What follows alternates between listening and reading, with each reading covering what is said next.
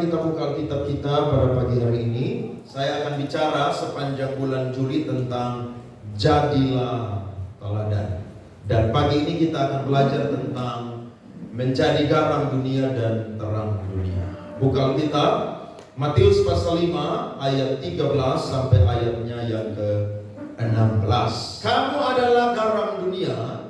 Jika garam itu menjadi tawar, dengan apakah ia diasinkan? Tidak ada lagi gunanya selain dibuang dan diinjak orang. 14 mulai.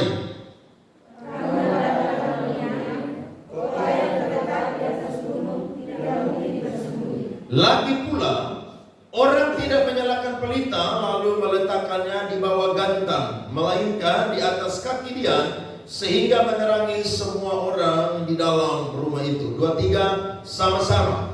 Demikianlah hendaknya terangmu bercahaya di depan orang, supaya mereka melihat perbuatanmu yang baik dan memuliakan Bapamu yang di sorga. Beri tepuk tangan untuk firman Tuhan ini, saudara-saudara.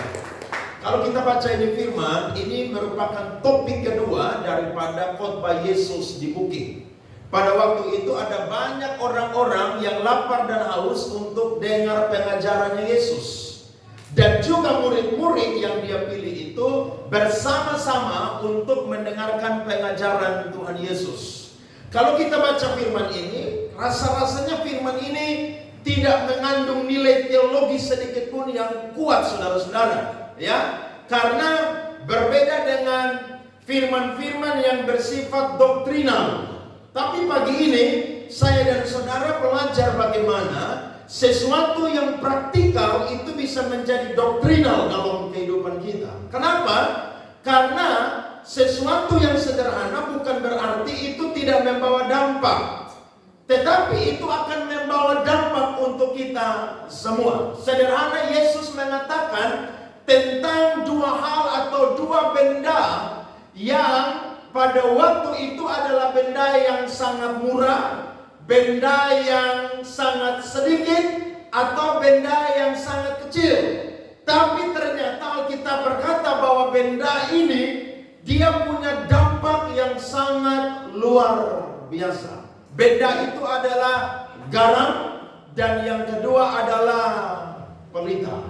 Saudara, ini benda yang mudah sekali kita dapatkan. Bahkan hari ini dua benda ini pasti ada di rumah kita atau di dapur kita. Betul atau tidak? Atau ada yang tidak punya garam di rumah? Atau ada yang tidak punya bola lampu di rumah? Saya yakin semua kita punya dua benda ini. Kecil, sederhana, murah, tapi sangat-sangat berdampak. Nah, Yesus katakan kalimat yang pertama di situ adalah kamu. Perlu digarisbawahi kalimat ini, bahwa firman Tuhan ini dibagikan secara umum dan khusus kepada orang-orang percaya, tapi responnya itu bukan per kelompok, tapi responnya itu personal. Saudara tahu personal? Personal artinya firman Tuhan ini perlu didengar dan juga ditangkap secara pribadi dan dipraktekkan secara pribadi.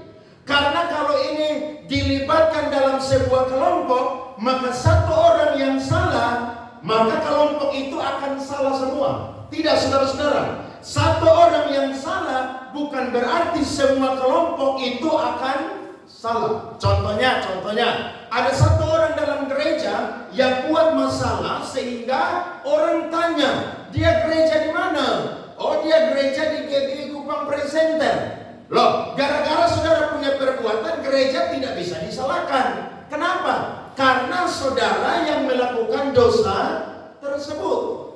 Gereja tidak boleh dibawa-bawa, sebab tanggung jawab personal itu bukanlah tanggung jawab kelompok atau korporat. Sehingga Yesus berkata, kamu. Dia ulangi kata kamu sebanyak 3 kali. Berarti saya dan saudara perlu respon firman Tuhan ini secara pribadi, supaya saya dan saudara punya hidup itu menjadi teladan. Dan karena kalau kita tidak menjadi teladan, saudara datang gereja hari Minggu begini, orang bilang sama aja dia ke gereja, tapi hidupnya tidak berubah tuh. Sama aja dia ke gereja, tapi karakternya tidak berubah tuh. Sama aja dia ke gereja, tapi sifatnya tidak berubah. Loh saudara, saya mau berkata bahwa Tuhan itu, saudara-saudara, itu lihat kita punya perbuatan itu sebagai tanda kita sudah menjadi orang-orang yang lahir baru. Makanya Alkitab berkata ayat 16 tadi, hendaklah perbuatanmu itu bisa dilihat oleh orang. Perbuatan yang apa saudara? Perbuatan yang apa? Baik. Ada satu orang namanya Mahatma Gandhi. Dia tokoh dari negara India yang paling terkenal sampai hari ini. Saudara kalau baca bukunya, bahkan saudara cari di Google, orang ini sangat berpengaruh. Satu kali saudara, dia rindu ke gereja karena dia lihat ajaran Yesus itu luar biasa. Tapi waktu dia sampai depan gereja saudara, tidak ada satu orang pun yang sambut dia. Kenapa? Karena biasanya orang-orang India berpakaian itu saudara sederhana. Ternyata orang-orang Kristen melihat seseorang dari penampilan luarnya. Hari itu dia berkata, saya tidak jadi orang Kristen. Padahal saya mengagumi ajaran Yesus Kristus. Jadi kita ini hidup saudara jangan main-main. Kita tidak sempurna, hati-hati. Kita semua ini menuju kesempurnaan. Tapi saya dan saudara perlu bercermin ketika kita baca Alkitab, supaya saya dan saudara ini boleh berubah setiap hari. Karena kalau tidak, kita boleh naik di atas mimbar begini, tapi saudara-saudara ketika kita turun, perbuatan kita itu berbeda. Makanya saudara ada di gereja, saudara serius dengan Tuhan, sungguh-sungguh ibadah dengan firman, waktu keluar pun juga harus sama, tidak boleh berubah. Jangan jadi orang Kristen bunglon. Saudara tahu Kristen bunglon? Kristen bunglon itu di mana dia berada, dia ikut itu. Dia ada di tempat yang hitam, dia jadi hitam. Dia ada di tempat yang putih, dia jadi putih. Harusnya saya dan saudara tunjukkan eksistensi kita, bahwa kita adalah garam dunia dan terang dunia. Makanya Yesus bukan bilang, kamu adalah garam gereja, kamu adalah terang gereja. Tidak. Yesus bilang apa? Kamu adalah garam dunia dan kamu adalah terang dunia. Perhatikan, garam saudara-saudara pada zaman itu berbeda dengan garam yang kita punya. Karena saudara-saudara, dalam bahasa Yunani itu dipakai kata halos yang bermakna pemberi rasa pada makanan, bahan untuk menggemburkan tanah, serta bahan pengawet makanan dari kebusukan. Tetapi garam yang ada di Timur Tengah saudara itu bisa menjadi tawar. Nah, ada sebuah data saudara-saudara dari The International Standard Bible Encyclopedia. Dia mengatakan begini, garam dari daerah Laut Mati biasanya terkontaminasi mineral lain. Jika campuran ini terkena air, maka garamnya akan larut dan yang tersisa hanya zat-zat yang tidak ada rasanya. Atau garam ini bukan garam yang 100% murni sehingga bisa tawar. Jadi bisa dimengerti ketika Yesus mengatakan bahwa sisa larutan itu tidak dapat digunakan lagi untuk apapun kecuali dilempar keluar dan diinjak orang. Jadi kalau hidup kita tidak jadi berkah, orang tidak akan mengakui saya dan saudara pengikut Kristus. Kenapa? Karena dalam gereja bertobat, tapi keluar gereja apa? Kuman. Makanya disebut Kristen apa? Tomat, tobat dan kuman. Masuk gereja, kasih mati rokok depan gereja. Nanti keluar gereja, dia bakar rokok depan gereja. Makanya firman model begini ini banyak orang tidak suka. Kita pendeta yang ngomong kebenaran ini orang musuh kita.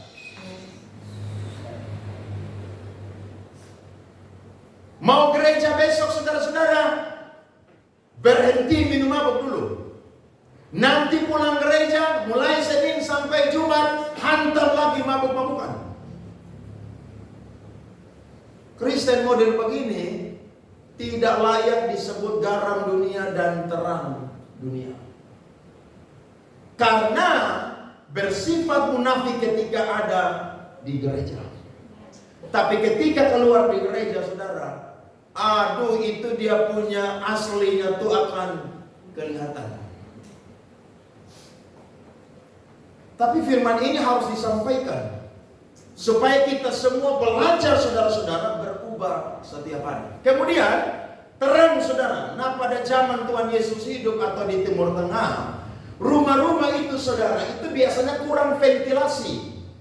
Atau mereka punya jendela, saudara, atau ruangan terbuka tuh sangat sedikit. Sehingga di setiap rumah itu pasti ada satu benda yang selalu dinyalakan. Benda itu namanya adalah pelita. Jadi rumah-rumah itu akan dinyalakan pelita supaya walaupun siang hari itu kelihatan terang. Dan pelita itu tidak ditaruh di bawah meja, tapi ditaruh di atas gantang atau ditaruh di atas kaki Dian. Supaya apa? Pelita itu bisa lebih tinggi dan menyinari semua ruangan di dalam rumah. Contohnya, kita punya lampu di sini.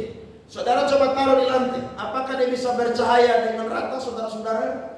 Tidak bisa. Harus di mana tempatnya? Di atas. Nah, hidup kita pun juga, saudara, itu seperti kota yang dilihat oleh orang. Biasanya para pendeta berkata, hidup anak Tuhan itu seperti ikan di akuarium. Ikan di akuarium, saudara, bisa dilihat dari depan, dari samping kiri, dari belakang, dari samping kanan. Jadi waktu saya dan saudara renungkan firman Tuhan ini, betapa ketatnya kekristenan memberikan kepada kita aturan-aturan dalam hidup supaya saya dan saudara menjadi orang-orang yang berdampak bagi sekeliling kita. Sekali lagi, saya dan saudara belum sempurna. Tapi saya dan saudara diajak Tuhan pada pagi hari ini untuk menjadi garam dunia dan terang dunia. Perumpamaan ini hanyalah metafora atau kiasan. Tetapi perumpamaan ini berbicara tentang 3 hal yang harus ada dalam kehidupan orang percaya. Ketika 3 hal ini ada dalam kehidupan orang percaya, maka murid-murid Kristus akan menjadi garam dunia dan terang dunia.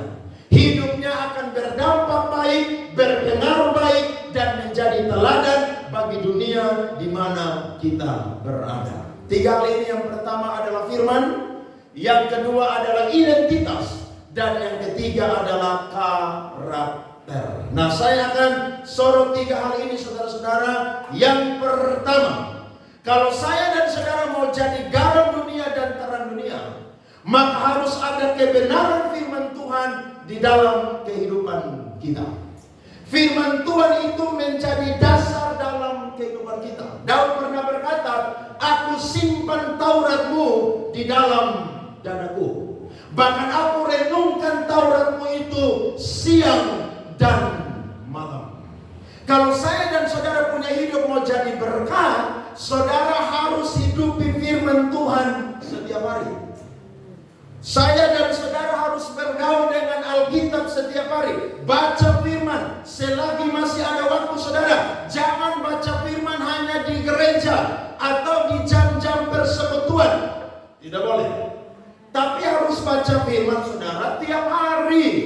Karena ketika kita baca firman, saya percaya saya dan saudara akan menjadi orang-orang yang kuat ketika menghadapi tantangan-tantangan di dalam mengiring Tuhan.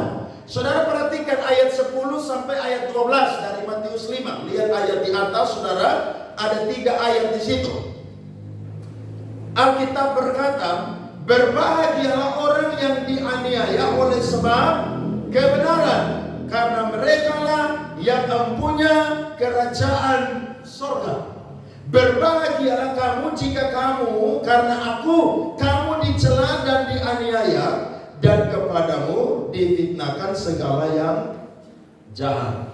Bersukacitalah dan bergembiralah, karena upahmu besar di sorga. Sebab demikian juga telah dianiaya nabi-nabi yang sebelum kamu. Saudara lihat, Yesus mendasari pengajaran tentang garam dan dunia.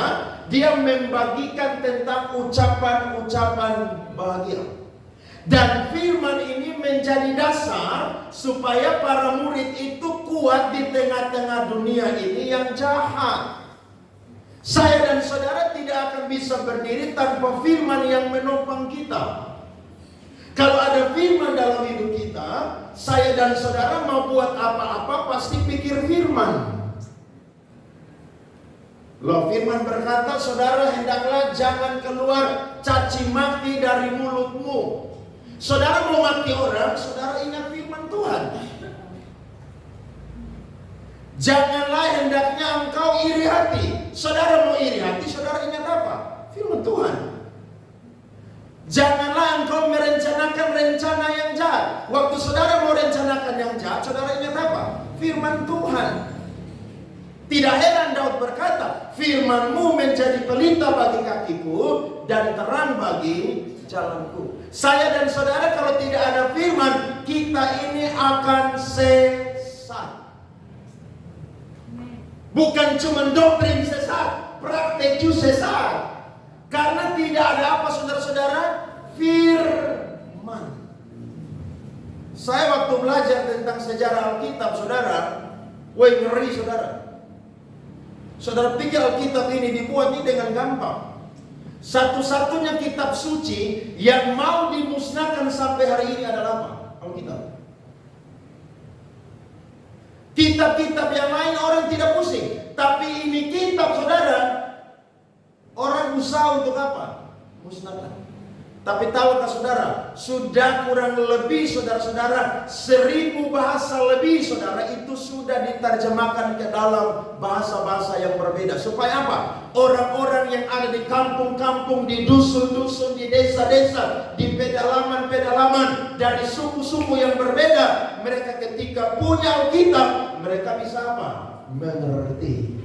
Karena ada banyak orang yang tidak bisa bahasa Indonesia, sehingga perlu untuk saudara Alkitab ini diterjemahkan. Sampai-sampai ada sekolah teologi yang buka jurusan penerjemahan Alkitab.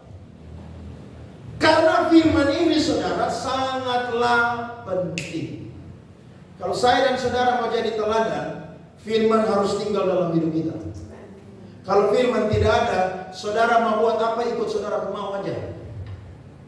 Saudara mau bikin sesuatu yang penting gue senang, yang penting gue bahagia, tidak bisa saudara. Kalau saudara ada firman, saya yakin saudara mau buat apa-apa, saudara selalu ingat firman Tuhan. Yakobus saja bilang begini, orang mau berdagang aja harus tanya siapa? Tuhan. Berdaganglah. Makanya saya pernah dengar satu pendeta kemarin waktu sidang di Atambua, dia bilang begini, kita mau beli mobil aja tanya pendeta, tanya Tuhan. Beli mobil untuk apa? Gaya-gayaan? Tidak. Beli mobil pakai untuk apa? Datang ke gereja, muat jemaat yang mungkin tidak punya kendaraan, sama-sama datang kemana? Gereja.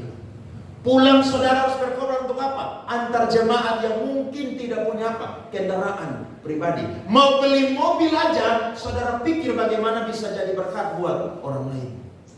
Itu ada firman dalam kehidupan kita. Jadi kita perlu saudara-saudara kuat dalam pengajaran firman Tuhan. Karena pengajaran firman Tuhan adalah dasar dan kekuatan gereja. Gereja kalau tidak kuat dalam pengajaran firman Tuhan, hitung tahun gereja itu akan gulung tikar, saudara. Kenapa?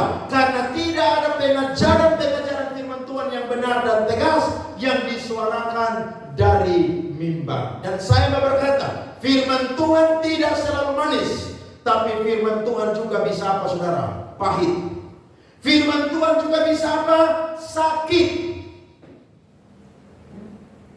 Jadi ketika kita dengar pendeta khotbah, aduh, jadi orang Kristen ini ternyata susah ya.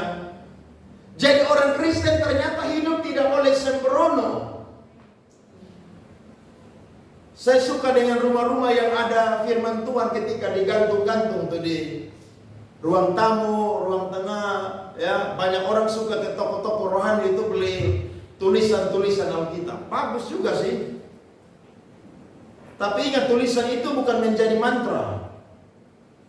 Tulisan itu harus dihidupi.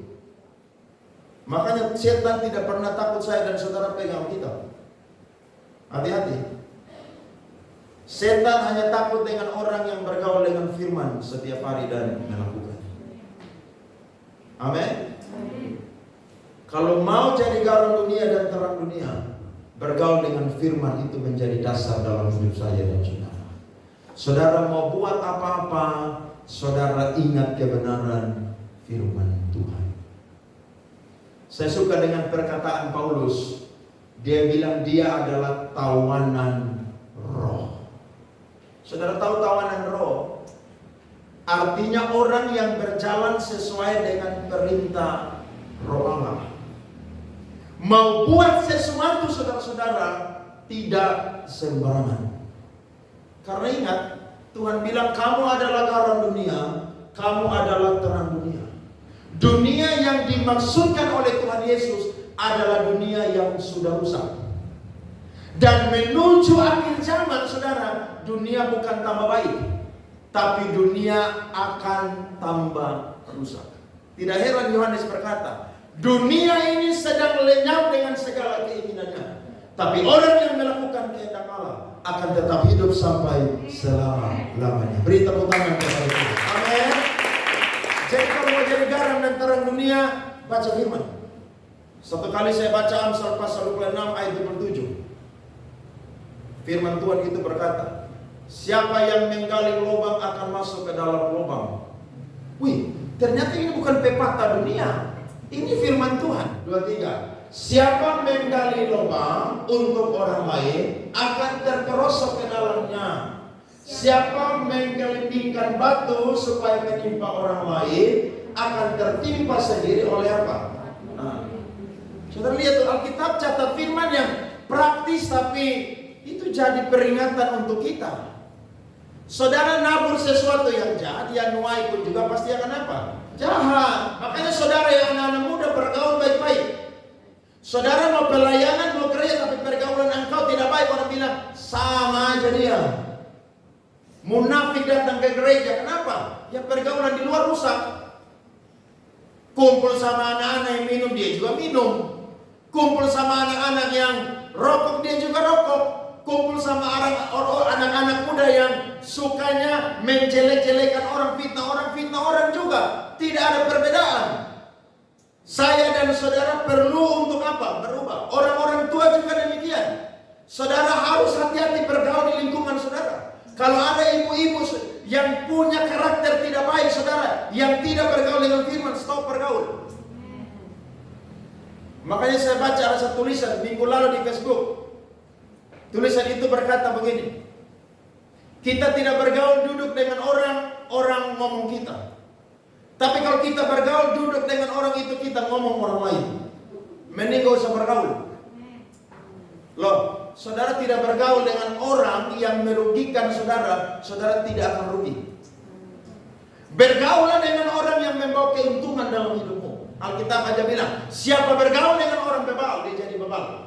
Tapi siapa bergaul dengan orang bijak, dia menjadi apa? Bijak. Makanya firman itu harus menjadi barometer saya dan saudara. Walaupun kita minoritas, sama seperti garam yang sedikit dimasukkan di dalam makanan, sama seperti lampu kecil yang dipasang di sebuah rumah tapi ditaruh di atas gantang, tapi itu akan menjadi berkat bagi banyak orang. Dimulai dari 12 orang, itu pun juga satu berkhianat. Tapi 12 orang ini berdampak menjadi 2,9 miliar orang Kristen hari ini. Beri tepuk tangan kepada Tuhan. Yang kedua, kalau saya dan saudara mau jadi garam dunia dan terang dunia, maka ada identitas Kristus itu di dalam hidup kita. Identitas berbeda dengan status. Status itu saudara-saudara bisa berubah. Contohnya ada orang yang dulu menikah, sekarang statusnya bercerai. Tapi kalau identitas saudara tidak bisa. Saya dan saudara diciptakan oleh Tuhan laki-laki dan perempuan. Kalau sampai ada laki-laki laki-laki yang berubah jadi bencong, maka identitasnya itu sedang dihancurkan. Kalau ada seorang perempuan yang berubah menjadi seorang laki-laki, maka identitasnya itu dihancurkan. Nah, saya dan saudara ketika mau jadi garam dan terang dunia, harus ada identitas Kristus dalam kehidupan kita. Sebab ketika kita sudah ditebus oleh Yesus Kristus dengan darahnya, maka saya dan saudara itu menjadi manusia yang baru. Ketika kita menjadi manusia yang baru, maka identitas yang baru juga ada di dalam kehidupan saya dan saudara. Ini yang perlu kita jaga, saudara-saudara. Dunia hari ini, saudara, hancurnya bukan biasa-biasa, luar biasa. Thailand menjadi negara pertama di Asia yang segera menghalalkan perkawinan LGBTQ. Saudara bisa bayangkan betapa beratnya pergumulan pendeta-pendeta yang ada di Thailand.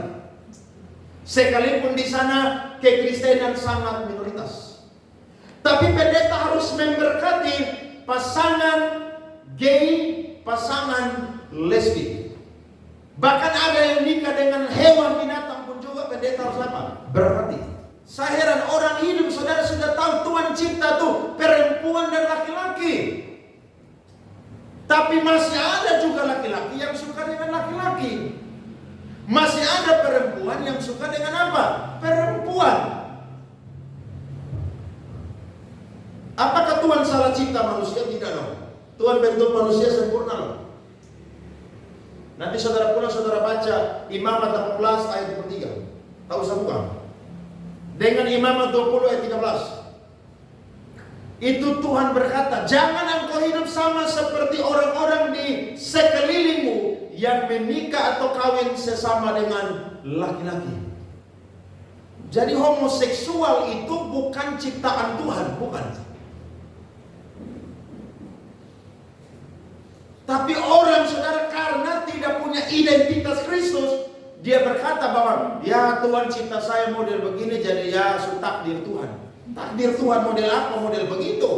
Itu bukan takdir Tuhan. Lu yang gila itu. Nah, kalau pendeta tidak khotbah model begini, ngomong kebenaran, akan makin banyak orang dalam gereja. Dan ingat toh, tidak semua orang dalam gereja itu sudah benar-benar bertobat. Masih ada yang tidak jadi garam yang murni. Hidupnya tidak mau berubah. Kemarin saya baca satu berita di TikTok, saudara. Ada satu pendeta karismatik dilaporkan di polisi dan siap masuk penjara. Karena pendeta ini adalah seorang pendeta tapi pengusaha. Dia punya perusahaan dan dia menggelapkan uang orang 42 miliar. Kalau saya ngomong ini pendeta, saudara pasti minimal tahu. Karena dia punya gereja tuh terkenal di YouTube. Saudara lihat tuh, orang kalau tidak punya identitas Kristus, walaupun dia jadi pendeta melayani Tuhan, tapi otaknya cuma isi apa? Uang. Hidupnya dikendalikan oleh mamon. Mau jadi hamba Tuhan yang selalu tampil tuh keren, pakai mobil yang mahal, pakai jas yang mahal, baju yang mahal, penampilan saudara yang branding. Nah, orang model begini, saudara, tidak ada identitas Kristus. Tidak heran, jadi pendeta, jadi pengkhotbah, pimpin gereja, tapi pencucian uang 42 miliar. Kalau saya bagi video ini di grup gereja, saudara akan tahu itu pendeta. Betapa hancurnya moral orang-orang Kristen hari-hari ini. Dan gereja perlu bicara tentang ini. Bukan cuma doktrin, tapi moral, etika, dan lain sebagainya. Karena saya dan saudara ketika dapat firman, maka hal-hal moral dalam hidup kita pun juga perlu untuk berubah. Paulus bilang di dalam Galatia pasal 2 ayat 19 sampai 20. Sebab aku telah mati oleh hukum Taurat untuk hukum Taurat, supaya aku hidup untuk Allah. Aku telah disalibkan dengan Kristus. Namun aku hidup, tetapi bukan lagi aku sendiri yang hidup, melainkan Kristus yang hidup di dalam aku. Dan hidupku yang kuhidupi sekarang di dalam daging adalah hidup oleh iman dalam Anak Allah yang telah mengasihi aku dan menyerahkan dirinya untuk aku. Paulus berkata, hidup yang dia hidupi bukan hidupnya lagi, tapi hidup yang ditinggal oleh Yesus Kristus. Karena memang hidup kita ini ciptaan Tuhan, sehingga saya dan saudara tidak bisa berkata bahwa hidup kita ini miliknya kita. Saudara pacaran dengan kudus. Hati-hati, jangan saudara ada di gereja saudara suci, tapi di luar saudara itu setan pakai. Tidak boleh. Dulu saudara kurang ajar sebelum jadi anak Tuhan, sekarang jadi anak Tuhan, pacaran harus benar. Amin. Makanya saya tekankan di sini, saudara yang mau pelayanan harus bertobat dari semua sisi, bukan cuma satu sisi. Karena kalau saya dan saudara tidak bertobat, orang bilang sama aja. Dan ketika kita melakukan hal-hal demikian, nama Tuhan itu akan dipermalukan, saudara-saudara. Nama Tuhan itu akan dicela. Kenapa orang berkata pengikut Kristus model begitu? Harus berubah. Saudara yang suka kumpul sama orang-orang yang hidupnya tidak jadi berkat, mulutnya tidak jadi berkat, saudara stop untuk bergaul dengan mereka. Lebih baik orang berkata dia kurang pergaulan daripada saudara banyak bergaul, tapi saudara terkontaminasi daripada apa? Dosa-dosa yang mereka punya. Tidak perlu saudara. Paulus saja berkata pergaulan yang buruk merusak kebiasaan yang baik. Jadi perlu saya dan saudara pasang aturan dalam kehidupan kita. Pasang aturan dalam kehidupan kita supaya jadi garam dunia dan terang dunia. Yang ketiga saudara, firman Tuhan berkata, ketika saya dan saudara mau jadi garam dunia dan terang dunia, maka karakter Kristus itu harus hidup di dalam kita. Nah, karakter Kristus ini berbeda dengan karakter orang-orang duniawi. Sebab karakter orang-orang duniawi itu saudara hanya sebuah topeng. Contohnya, saudara pergi ke perusahaan atau kantor. Contohnya ya, saudara pergi ke satu bank. Waktu saudara masuk, dari depan pintu itu saudara sudah disambut dengan ramah sekali. Selamat pagi Pak, selamat pagi Ibu, ada yang bisa kami bantu? Betul atau tidak? Saudara akan disapa dengan mantap puja. Waktu saudara antri, orang berkata sabar ya. Waktu saudara dilayani, saudara diberikan senyum, ya yang baik-baik. Tapi saya mau tanya, waktu saudara sudah keluar dari bank itu, tiba-tiba saudara ketemu di mall, apakah orang itu masih senyum dengan saudara? Hah? Apakah orang itu, Pak selamat siang Ibu? Dia tidak toy dengan kita. Saudara pernah naik pesawat kan? Naik pesawat itu pramugara bilang selamat pagi Pak, selamat pagi Ibu, selamat datang di penerbangan kami. Itu mereka ramah dengan baik. Mereka saudara pun koper mereka yang angkat taruh di bagasi kabin. Tapi ketika saudara keluar dari pesawat, apakah mereka angkat saudara punya koper? Atau ketemu di ruang tunggu, saudara lagi transit, sama-sama nih. Waktu di atas pesawat mereka tegur kita. Tapi apakah mereka masih berkata, Pak, Ibu, selamat siang, selamat pagi? Apakah ada begitu?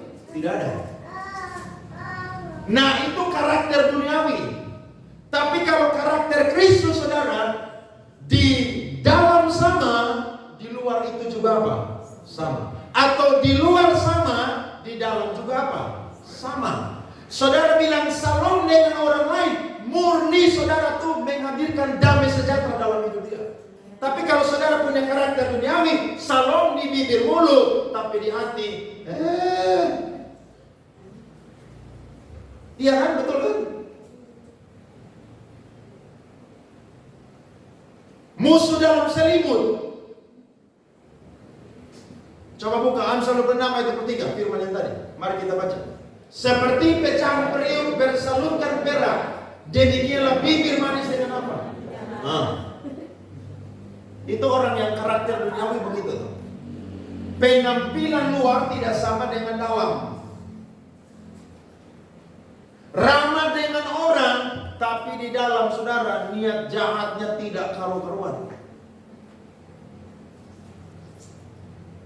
Kita berbuat baik supaya apa? Dipuji orang. Padahal kita berbuat baik karena ada kasih agape dalam diri saya dan saudara.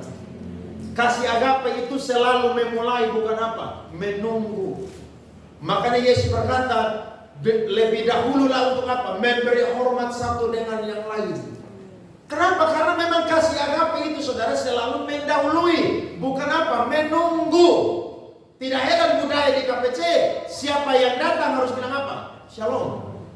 Harus itu saudara. Kadang-kadang shalom pun juga saudara mungkin lagi marah di luar, datang langsung bilang shalom, tapi tidak apa-apa. Itu budaya yang harus apa saudara? Dibangun. Karena karakter kita saudara-saudara, yakni karakter Kristus saudara, itu bisa menjadi yang namanya berkat bagi banyak orang. Perhatikan firman Tuhan. Paulus bilang di dalam 1 Korintus 9 ayat 26 ayatnya sampai 27. 1 Korintus 9 ayat 26 sampai 27. Sebab itu aku tidak berlari tanpa tujuan, dan aku bukan petinju yang sembarangan saja memukul, tetapi aku melatih tubuhku dan menguasainya seluruhnya, supaya sesudah memberitakan Injil kepada orang lain, jangan apa? Apa yang ditolak? Firman yang ditolak? Tidak dong. Hidup karakternya yang apa? Tidak jadi berkat. Sebelum pesan itu sampai, kesan dulu itu apa? Sampai. Khotbah api-api, tapi motivasi cari uang. Pulang dapat PK sedikit, telepon gereja. Masa saya dapat PK cuma begini dari gereja? Pendeta model begitu coret. Loyal. Melayani Tuhan saudara, motivasinya harus apa? Benar. Karakter kita di atas mimbar ini saudara harus sama dengan karakter kita di rumah, di kantor dan lain sebagainya. Jangan saudara nyanyi lompat-lompat, saya lebih dari pemenang, sampai kantor saudara selalu bikin ulah di situ, jadi troublemaker. Bos tanya, dia gereja di mana sih? KPC. Aduh, pendetanya siapa? Pak Andre Saleh. Waduh, itu pendeta saya suka dengar dia khotbah di mana-mana. Masa jemaatnya pelayanan model begini? Hati-hati. Jangan gara-gara kita nama Tuhan dan lembaga gereja itu dipermalukan saudara. Jaga baik-baik. Makanya kalau ada saudara yang bikin hal dan itu orang lain dengar, oh itu saya malu.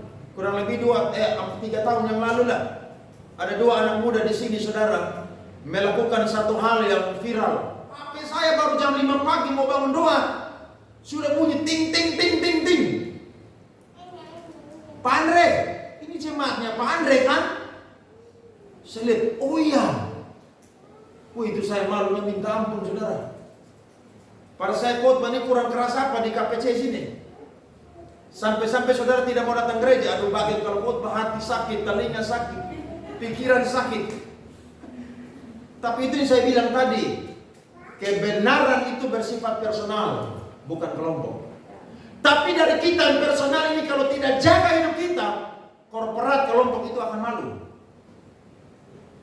Orang tanya dia gereja di mana? Gereja di situ. Hidup tidak jadi berkat, tidak jadi terang. Paulus bilang, dia bukan petinju yang sembarangan apa? Memukul. Dia jaga dia punya kehidupan. Dalam hal apa saja, Paulus hampir-hampir tidak ada celah. Bahkan ketika dia tidak cari uang, dia bilang kepada jemaat Korintus, jemaat yang lain saya rampok, tapi jemaat yang saya bimbing kalian ini, saya bekerja dengan tanganku sendiri. Saudara lihat, hanya mau jadi berkat aja, pelayanan tidak cari uang. Kerja sambil apa? Pelayanan. Itu mantap. Karena memang harus jadi teladan. Makanya dia marah jemaat Tesalonika. Kalau ada jemaat yang tidak kerja, jangan kasih makan. Percuma orang datang gereja tapi pulang pemalas tidak tahu kerja. Ibu-ibu di sini, kalau suami tidak tahu kerja, jangan kasih dia makan. Loh iya dong. Kasih dia ayat 2 Tesalonika 3 ayat 10. Itu firman Tuhan. Masa nikah istri yang cari uang pontang-panting, kamu yang di rumah tidur-tiduran? Iya dong. Ibu-ibu, bapak-bapak, kalau ada anak-anak yang sudah S1 tapi tidak mau kerja, dalam tanda kutip, dia tidak mau kasih lamaran, masih masuk begitu. Ya, disuruh kasih lamaran, mau tidur aja, mau nonton aja, main game, apalagi di rumah kalau ada wifi, dia di kamar terus. Jangan kasih dia makan. Loh, itu firman Tuhan. Alkitab bilang, orang yang keras harus dididik dengan apa? Keras. Jadi orang yang kepala batu didik dia dan keras, nanti dia berubah.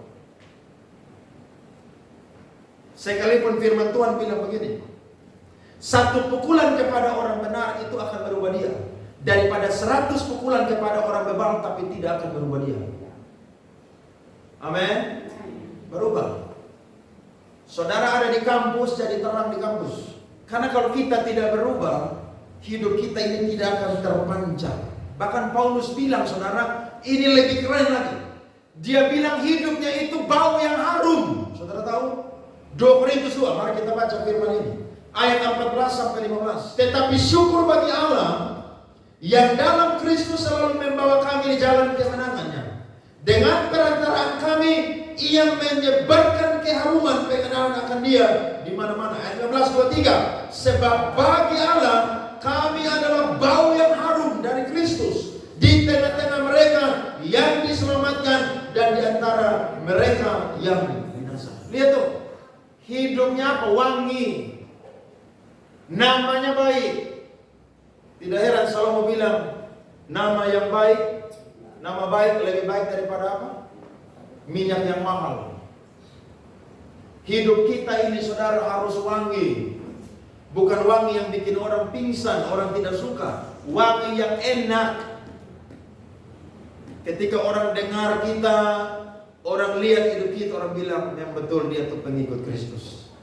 Dia belum sempurna sih, tapi saya lihat hari demi hari dia berubah. Saudara yang malas jadi orang yang apa? Rajin. Beta ini pemalas dulu. Beta sekolah dulu dari SD sampai SMA, buku 1 tahun 1. Dan beta akan lihat cewek cantik di kelas apa, beta akan dekati dia dan suruh kerja, kasih beta tugas.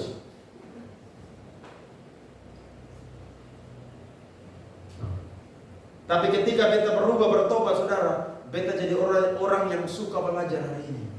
Itu harus begitu. Jangan saudara berubah, bertobat, tapi malas belajar.